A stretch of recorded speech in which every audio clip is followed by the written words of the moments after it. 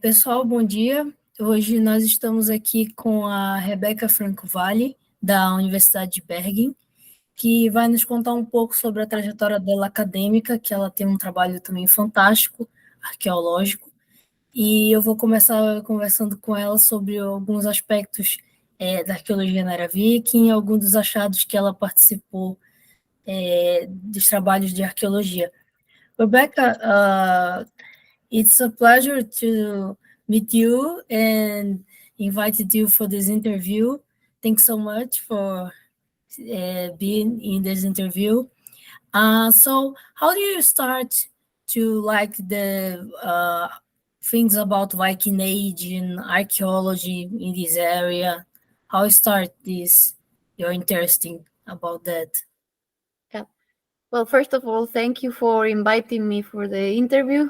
It's a pleasure for me to be here today. And yeah, you asked me how I started with my interest in the Viking Age. Well, it kind of comes very far back in time. So since I was in my homeland in the northwest of Spain in holidays, you always hear about the Vikings in the coast, especially when you go to spend the summer in the coast areas. There is like some historical parties that they do with Viking themes, and that kind of always was a bit in the back of my mind, like it's related to the the funniest part of the year, which is the summer holidays. And I kind of grew up when I started with my university degree at the University of León, because in one of the study visits that we had to a museum in the city of León, the Museum of San Isidoro, we were going with the whole class in the first year of art history degree. And then all of a sudden, I saw this very little box that they had in the exhibition in the church museum. And that completely fascinated me because it was a very beautiful and mysterious piece of art, and nobody really knew what is it or what was doing there. So that kind of also mixed it with my former interest. And at some point in life, I just decided to go and study more about the Vikings. And then I left Spain and I went to Scandinavia. And here I am, writing about this mysterious box and studying Vikings. That's nice. And can you tell me more about this little box that you participate for the investigations about that? What is exactly this art involving this mysterious box? Hmm. Well, it's still where now there is like rivers of ink that have been written about this box, but we don't really have a straightforward answer. We don't know with certainty. But as far as we have researched, it seems that it is a box made somewhere by the end of the 10th century, beginning of the 11th century, somewhere in Scandinavia, perhaps Denmark. We don't really know. And it was probably sent to Spain as some sort of diplomatic present to the kings of Leon. And this is almost as much as we can tell with some degrees of certainty. All the rest is just a lot of hypotheses and so forth.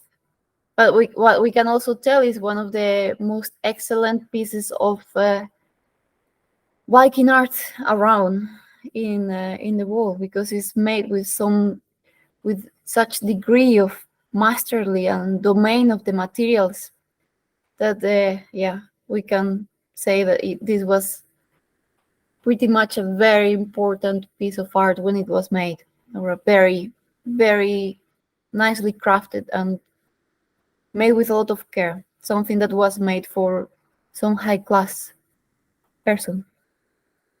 Oh, that's very nice.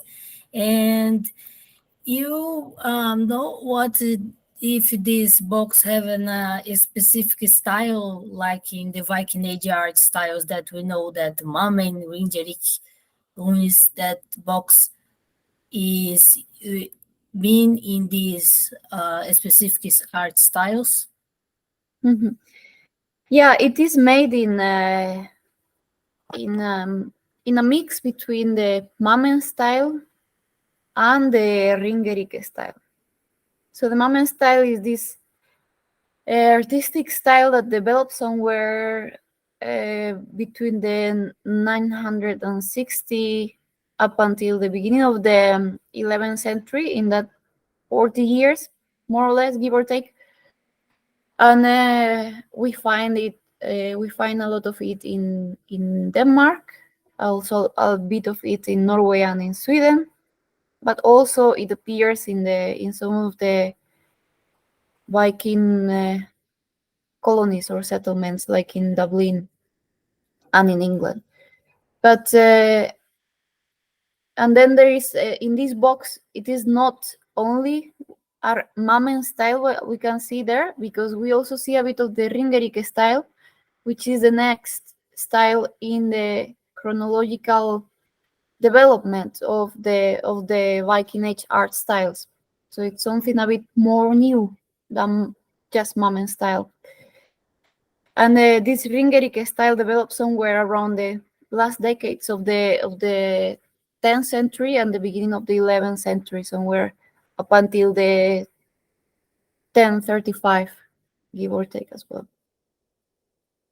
And also in more or less the same areas as the Mamen style, but the difference that the Ringerike style has in relation with Mamen style, beyond the stylistical differences, is that Ringerike is a style that appears much more widespread internationally, and it also appears in some of these places where by the beginning of the 11th century there was some some sort of um, monarchic important uh, place. Like, for example, there is even a bit of Ringerike style mixed with Urnes style in Hungary, for example, which is kind of far from where the Vikings used to go, right? And so this is also where the box of in Leon is somewhere between the Mamen and the Ringerike style, and it also appears in one of these important monarchic centers by the beginning of the 11th century, which is Leon, which was the capital of one of the most powerful kingdoms in the Iberian Peninsula in that time. That's very interesting, because we know that the Vikings go to the Iberian Peninsula, but what is very interesting about that, it's because you say that it was a gift, and so we can describe that Vikings don't only do the invasions or do only for war in this area. We can say that they try diplomatic Mhm, tactics with this area, mhm. correct? Yeah, that has been always the most surprising thing, because what we have in the Iberian Peninsula is like a lot of documents mentioning, yeah, attacks in the coasts and very quick these lightning attacks happening all around the coast of Spain, but there is very little that indicates like trade or peaceful relationships. And there is only some very small mentions to this that don't allow us to make very big conclusions about if there was really long-term trade contacts with Scandinavia. And there is definitely nothing in the archaeological record, nothing we have found so far coming from Scandinavia. from that time in the Iberian Peninsula. So this is the most surprising aspect of all of it. What is it doing there? Because there is only this, as you say, all these violent encounters mentioned in the sources. But then if you dissect some of these texts, you can also see that there is at least some encounters that didn't involve violence all the time. And there is even some that mention some sort of collaboration between people from Scandinavia somewhere, we don't know exactly from where, but that they were there in the Iberian Peninsula working as mercenaries, for example, for other nobility or other people from the Iberian Peninsula. So there is very, very, very few things we can hold on to, but there is at least something that says that not everything of what we know in the sources, not everything is just violence and lightning attacks. Oh, There that's is, that's there is very really little. But the thing is, it is only when you put all these things together that you kind of see another story coming to light. It is not only the box itself that says that yeah there was some sort of pacific relationship. It's not only this textual reference to the Scandinavian mercenaries in the Iberian Peninsula. It is not only the context of the Ringerike style being sent to courts and important places in Europe. It is only when you put all this together that you kind of weave this story into this. Yeah, maybe this was a diplomatic present. Yeah. that's very interesting. I think this box is have a much more context for this period, and when we put it all together, we Mhm. see the proposal for the Vikings and the court of Leon is very interesting. And what are you doing actually your research? It's continuing about this box or have new research, archaeological research? Yeah, well, it's continuing and not at the same time because yeah, the studying this box led me to specialize into the artistic styles of the Viking Age, and that's what I'm doing now. Now I'm kind of reviewing and researching about Mammen and Ringerike style in concrete. So I'm what I'm doing now for my PhD research is a catalog of every piece made in this style of what we know, and I am also researching about the techniques and technologies that have been employed to make these pieces, and more about their context, just to try to figure a bit more if we can tell, for example, about the workshops where they were made, and in general the society behind them, behind this art produced in this 50-year frame between the 50, 50, 60, 70-year frame of the Ringerike and Mammen styles. Mm, that's a very, very interesting point of view of these researches. You are studying the two principles, I think, in the art styles and doing a catalog Yeah, for the and oh, that's very, very nice. And you can explain for the audience what is the Viking Age art and what is the context of the styles example. You can explain it to us. yeah.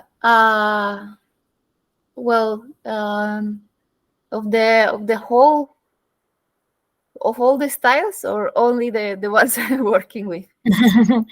You can explain all the work or all the styles. You can feel free. Okay, so the Viking Age art styles, or the objects made with some sort of artistic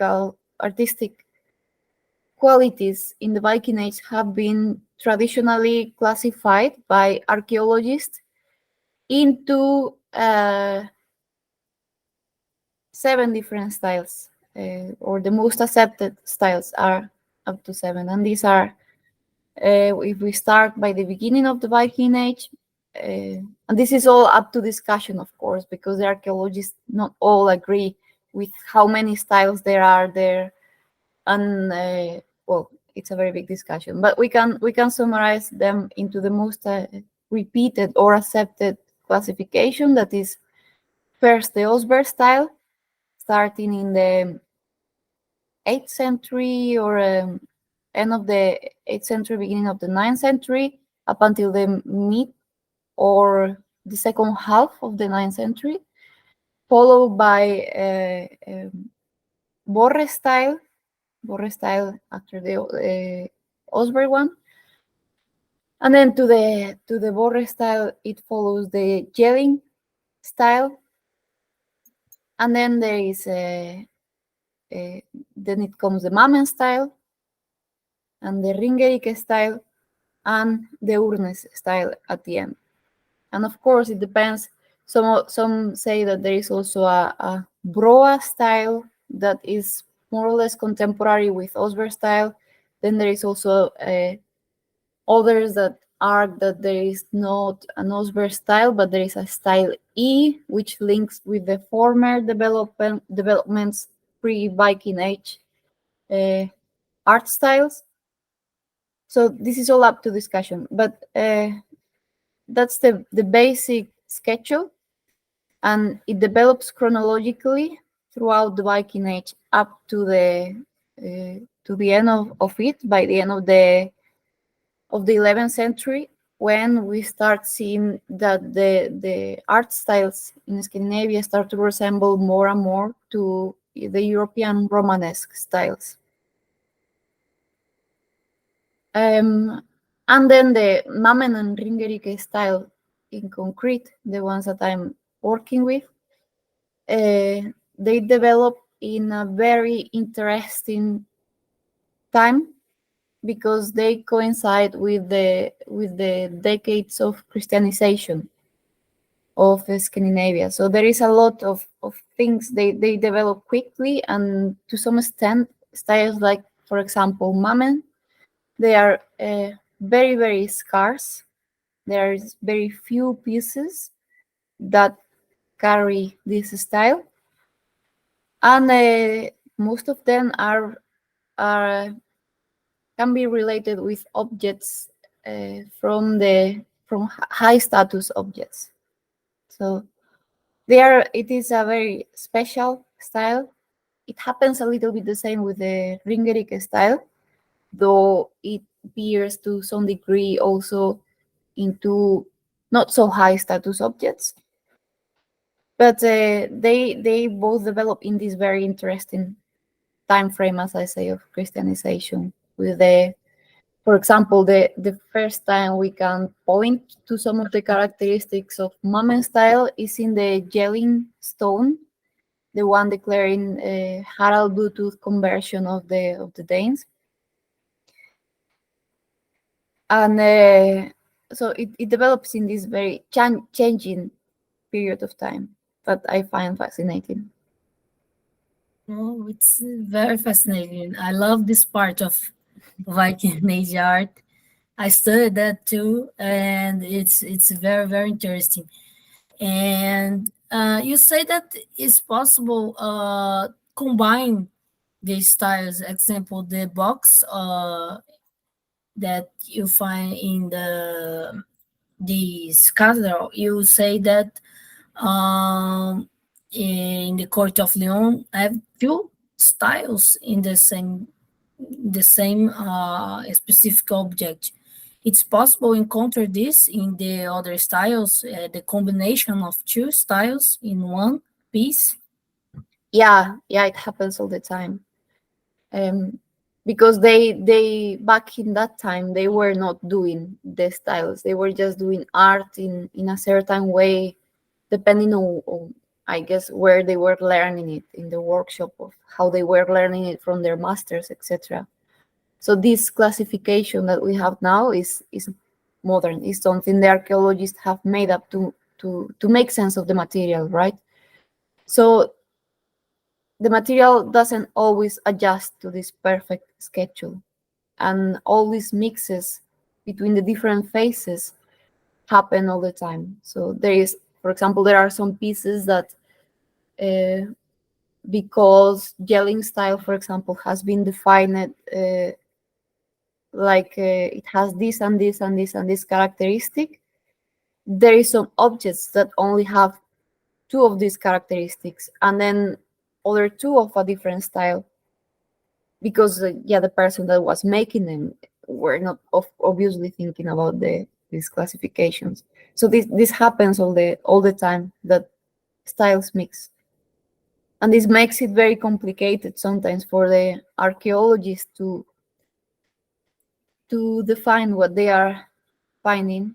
And the important in the end, what comes to is it makes it very difficult to put a dating to the object, because that's the main objective of today, of this style schedule, is to give an approximate date of when these objects have been made, and if possible maybe an approximate geographical area, which is much more complicated. Mm. So the chronological of art, Viking Age art styles, probably don't put all these materials in the same context, because we have the conception that the art styles are divided for the centuries. We indicate it's a century, but we have pieces that have two styles, different styles in one. And so this chronological probably will be suffer some problematics to understand these pieces. Yeah, yeah, that's a real problem. So when they appear mixed, yeah, it makes it very complicated to use them as dating. So it happens very often, and but that's why there is also all other dating methods that can Um, help.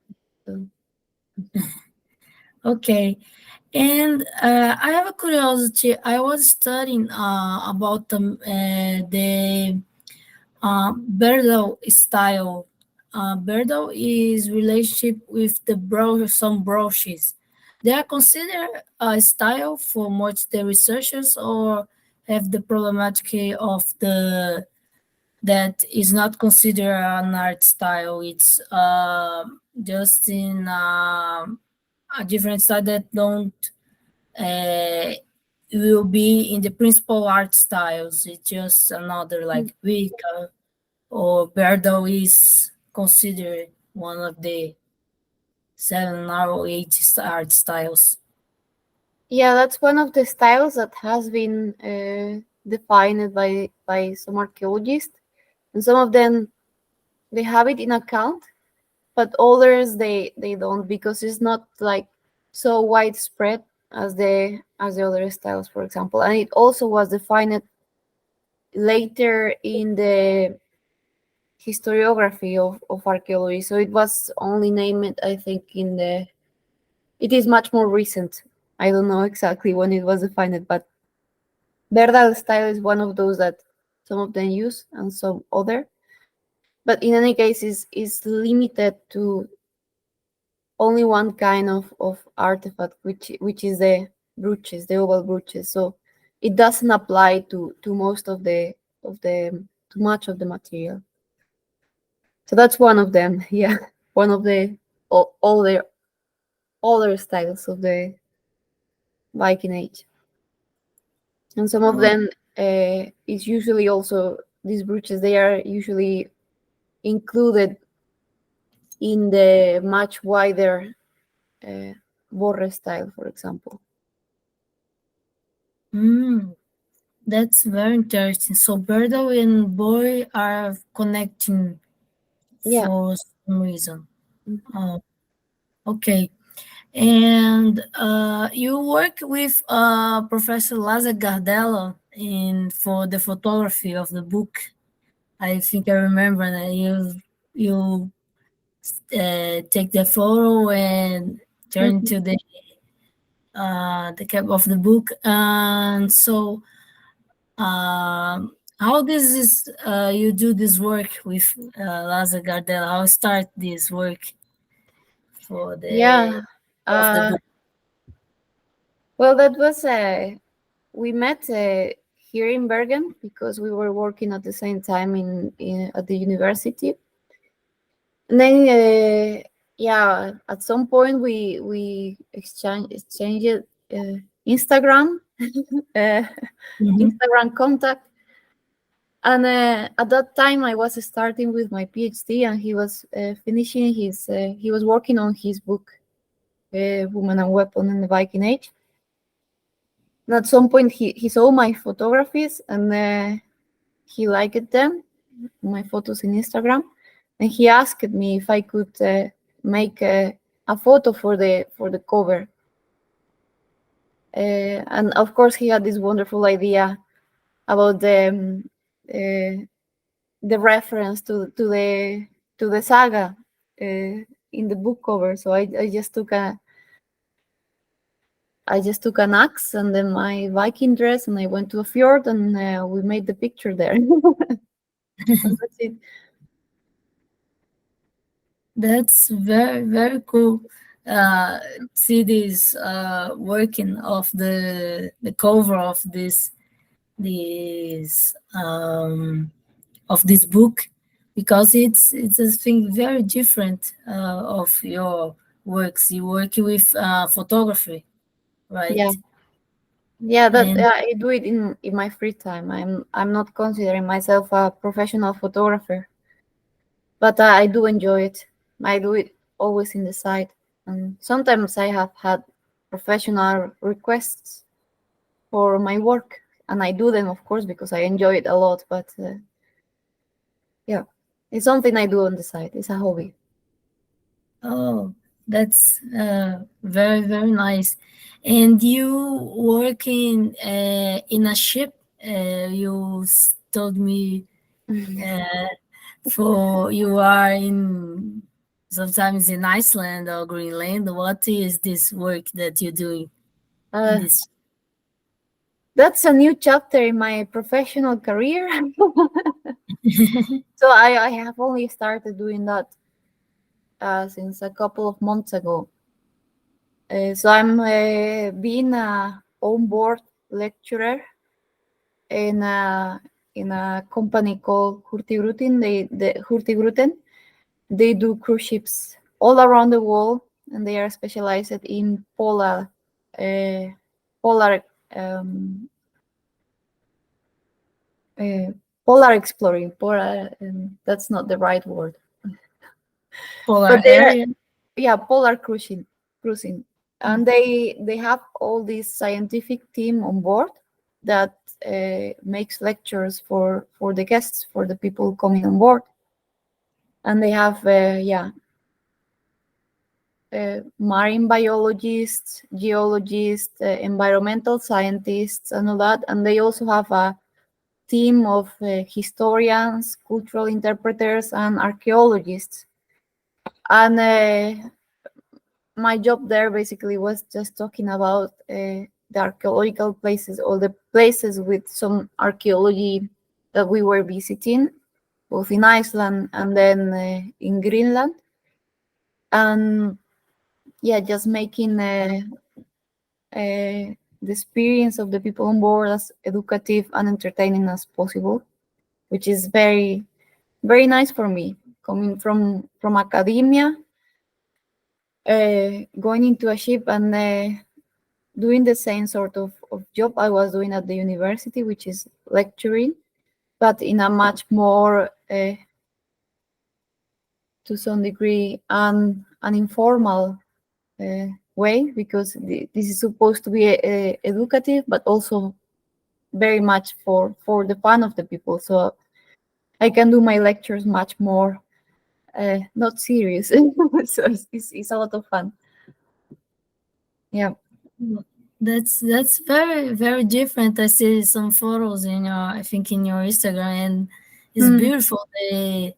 Some of the nature, the Yeah. animals. It's Yeah, of very course cool. we do lectures online, but we also do all these we visit all these fascinating places, because it's you are expeditioning into places where there is very few humans walking around. In, for example, in some places in Greenland, in deep fjords where nobody lives anymore, and things of that sort. And you also, of course, you also work with that. You work helping people to get in a zodiac and to cruise around glaciers and yeah, icebergs and wildlife and yeah, amazing places. Well, that's fantastic. And in these areas, we see these archaeological places, our relationship with the Viking Age, and then we find new discoveries in these areas that you are passing. Yeah. Well, I don't discover them myself, but I find them new to myself. Of course, we are constantly learning in this work. Like, for example, I'm specialized in some degrees of the Viking Age, but then we are also going to other to places where there is not only Viking Age, that there is much more. Like, for example, in Greenland, there is all the prehistoric archaeology there, of which I only started to have contact now with it, and now I'm also preparing for it, because it's becoming part of my job as well, and this includes um, cultures contemporary to the Viking Age, but also much earlier to the Viking Age and much later as well. So yeah, it's Oh, constantly growing. that's nice because I questioned this too, because Greenland and sometimes they call Vinland are relationship with the Viking Age. So I think here are studying about this area and Mhm. the Viking Age relationship. And Rebecca, we talked about the Viking Age art styles and the court of Leon, about the box, and it's interesting because it's only the box that was found in the area of Peninsula, Iberian Peninsula, or we have the others materials that was found with the that comproved this part of the Vikings and the relationship with the Iberian Peninsula. Yeah, well, the box is the only thing that we can touch. So it's the only material object that we have found in the Iberian Peninsula so far. Um, but then there is other hints that you if you want, you can take it as evidence. Like, for example, there is a couple of place names that refer to Scandinavians, perhaps. Like, for example, there is a very small village in the province of León that is called Lord de Manos. And this Lord de Manos is the name that the people from Leon was given to the Scandinavians back in the 10th, 11th century. It's a deformation of the word Nordemanus, Northman. So that could be another small piece of evidence that indicate the presence of these people in the Iberian Peninsula. And there is another couple of place names in the Iberian Peninsula also linked to this Lord de Manos name. There is one in Galicia, and then there is another one in Portugal, Lord de Mao, which I think is close to Coimbra, if I don't remember wrong, somewhere. But that's about it. There is nothing, really nothing else, other than the text. The text talking about this. So far, Oh, we shouldn't lose all hope that new things will come to light at some point. that was a thing that was probably very difficult to find concrete materials in some point. I have a conversation with Professor Helio Pires. I think you know the work of that he do about the Viking Age in Peninsula, in Iberian Peninsula. He told me that was probably a new excavation and discovery some points, some place in the how the name of the area in San Bernardo de Compostela, I think Okay. name.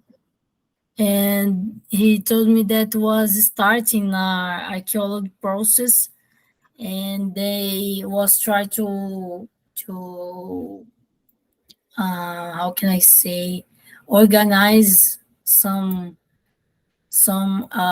points of new discoveries that will be probably that he don't know what's the process we are because they in some point start, but we don't have any find about the new area of Galicia. But if they find, you'll be a new evidence of this passage for the Iberian Peninsula, I think. Yeah, no, if they find that would be great news. Yeah, but they are. That's It's. I think it's always they are always expecting because yeah, there is evidence from some many other countries in Europe. So why not in Spain as well? Should appear something at some point. So okay. Oh, sorry, the name is Santiago de Compostela. Santiago, yeah. É, Diego de Compostela. I studied San Bernardo, Santiago de Compostela. And they was trying to find what is in this archaeological site to what is the probably Viking Age relationship with this area. It's just a speculation, but we try to know the news and what is to come. And you are you do a new researches about this specific topic, or we do in the future more research relationship of the art styles, like in age art styles, or we change? What's your perspective to For the do your future. in the future? So well, I'm not sure yet because first I need to finish this dish. Uh, Mhm. but I will probably keep myself in the range of art and archaeology, probably also linked to the Viking Age because there is much work that has to be done there. I don't know if I will follow if I will keep on doing research about styles, but I will definitely keep myself somewhere in the area of that. Because it's what I like the most. And I'm definitely still um, researching about connections between the Iberian Peninsula and Scandinavia, and not only concerning the Viking Age, also the other periods of time, uh, like the Middle Ages and so on, where we find much more connections. There is, for example, there is in Trondheim and in many other places of North Europe, but in Trondheim specifically, there is a pilgrim shells, like the Santiago shell, that have been found in the excavation. Also here in Bergen, they have found shells coming from Santiago de Compostela, and those are from the Middle Ages. But there is definitely a lot that can be done, that can be researched. That's very interesting. Now I am very curious about that. And what in Bergen that you are living? What do you find? It's possible find the Viking Age art styles. What's the place that have styles of the rune stones? What is possible to find? Well, here in Bergen, there is surprisingly very few of my Viking HR styles, the ones I'm researching. There's, I think there is only one example that it's a bit ringerikish, but not completely. But there is a lot of medieval art, and especially in the University Museum here, there is a magnificent collection of stave charge carved portals from the 12th, 13th century, which are impressive. They are all they have them in the same room. Now they are closed for refurbishing in the museum, but they used to have them all together with the medieval art collection, and they are just simply impressive. You arrive there, and everywhere there is all these beautifully carved portals with dragons and flowers and plants, and yeah, it's something that you have to come here and feel. It's very sensorial. Wow, that's very nice, Rebecca. And thank you for participating for this interview. It was very a lot of learning to you, and that's very fantastic to interview you. It's a very pleasure. I meet your work in uh, the SEV, that was an event in Brazil by the Navy, Núcleo de Estudos Vikings in Scandinavia. And I see your presentation about this box of Lyon, and I've been fascinated about this topic. And so I said, oh, I need to invite Rebecca to explain about that, because it's a very interesting work. I feel very proud to be here with you and discuss about that. You have one more thing to say to the audience of the channel? Oh, no, not just thank you so much for inviting me. For me, it's always a pleasure to talk about that wonderful box. No, but yeah, thank you so much. It's very nice to feel that somebody is listening and wants to know more. It's really motivating. So Oh, thanks a lot. thank you. Thanks a lot. I will stop the recording.